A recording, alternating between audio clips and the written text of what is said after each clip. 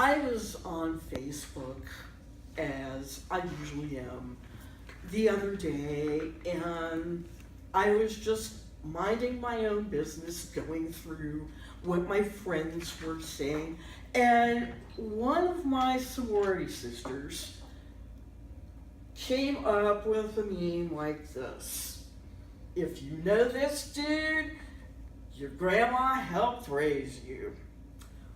I knew right away who this dude is. He was Eric Braeden, who plays Victor Newman on The Young and the Restless. Oh yeah, I was a very avid watcher of The Young and the Restless, especially when I was in high school. I was on perhaps a unique to Louisiana phenomenon, which we called platooning, and that involved split shifts. I was on the afternoon shift, and when I got to school, the big topic of conversation was, did you see the Restless today? Did you see what Jill and Philip did in the haystack? Ooh. And I went, at first, I was sort of lost. Like, what are you talking about? And so, the next day, I woke up and I got myself ready for school. I had a few minutes ahead of me, and I was like, okay, I'll see what this Young and the Restless thing is all about. And I did. And oh, was I ever enlightened. I never thought I would be watching a couple in a barn in a haystack doing the wild thing. And now I know what they're talking about. And so I got into the stories of the Brooks, the Fosters, the Newmans, the Abbotts, and all these families, and trying to keep them all straight in my mind. But I tuned in day after day after day, and I love my stories. My grandmother, yeah, she did help raise me a bit, but those weren't the stories that she enjoyed watching. When I was much younger, her favorite soap was Peyton Place. I don't remember much about that one, except at the beginning there was a picture of a church steeple, and that was really all I remember of it, because I was very young. And I also remembered that I could not bother her, I couldn't disturb her, I couldn't do anything until after Peyton Place was over. I learned my lesson real quickly. I may not have known much about Peyton Place, but fast forward to the 80s, and the nighttime dramas. We watched Dallas, Dynasty, Knots Landing. Her favorite was Falcon Crest.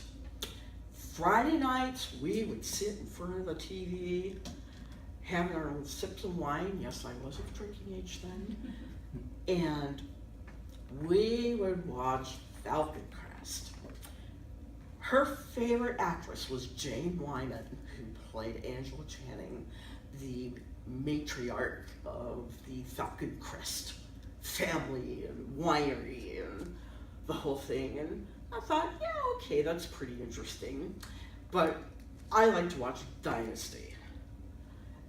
I liked watching Linda Evans and Joan Collins going at it and tearing each other's hair out. And pushing him in the swimming pool and that whole over dramatic thing.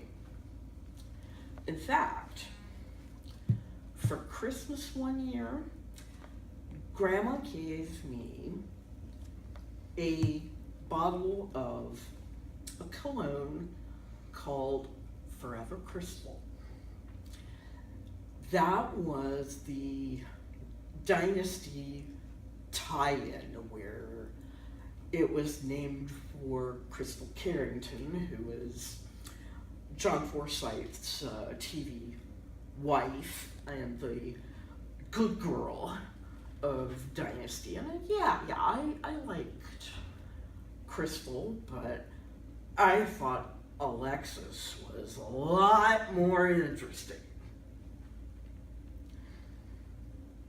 My first exposure to soap operas was when I was a very little girl. The first one I watched was Dark Shadows. I wanted to know what was going on. I thought vampires were really cool. I would rush home from school to watch whose neck Barnabas Collins was going to bite next. Some years later, I had the privilege and the honor of meeting Jonathan Frid at a convention, and we were sitting by poolside just shooting the breeze and carrying on a conversation. I didn't know who in the world he was until he was doing a panel and poetry reading and said, "Oh my God, you mean all this time I've been talking to Barnabas Collins?" So that was my first exposure to soap operas. And then fast forward to college. And yeah, I was going through the nighttime of the 80s with Grandma, but I also, when I came home from class, tuned in to Search for Tomorrow. And I thought that was pretty interesting because there was a storyline going on that was set in New Orleans. And the main antagonist there was Tante Lynn, who was a voodoo priestess. And I thought she was really interesting. And the actress who played her just really got into the role, and it was a pleasure to watch. I was really, really disappointed when that one went off the air. But the one disappointment that really hit me was when As the World Turns was canceled after a lot of years. And one afternoon, I got a very distressed email from a very close friend of mine, and it read, "They canceled my mama's story." Oh no, oh. And yeah, I was disappointed too, especially when it was replaced by a talk show with a bunch of women sitting around talking. I said, I can't get into this. And when I tuned in to The Young and the Restless lately, it was like, who are these characters? This is just going on way too slow. And so I decided I was going to take matters into my own hands. I started writing one. It was a trip to Canada and my experiences there that were the impetus for my writing Northern Lights. It ran from 1999 to 2000, the original run anyway. And I still have all 24, 25 episodes I wrote. I can give you a link to the website if you're actually interested in reading it. I'm thinking about possibly bringing it back for year 15, but I'm not sure. I've had a spin-off in mind for a lot of years, and this being a new year, it is my hope that I can finally buckle down and start writing it as book number 2. Book number 1 is my passion thing. And my dealings with soap operas, my life is a soap opera. I could probably start taking notes on that and writing it. But nowadays there are only 4 on daytime television. CBS has 2, NBC and ABC have 1 each. The Young and the Restless, Bold and the Beautiful, Days of Our Lives, and General Hospital.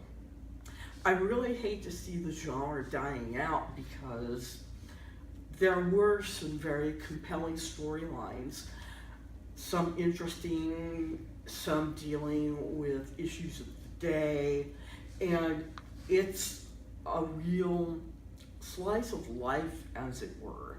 And I enjoyed watching these characters come to life, and as long as there's TV and the internet, I think there will be a lot of these continuing stories.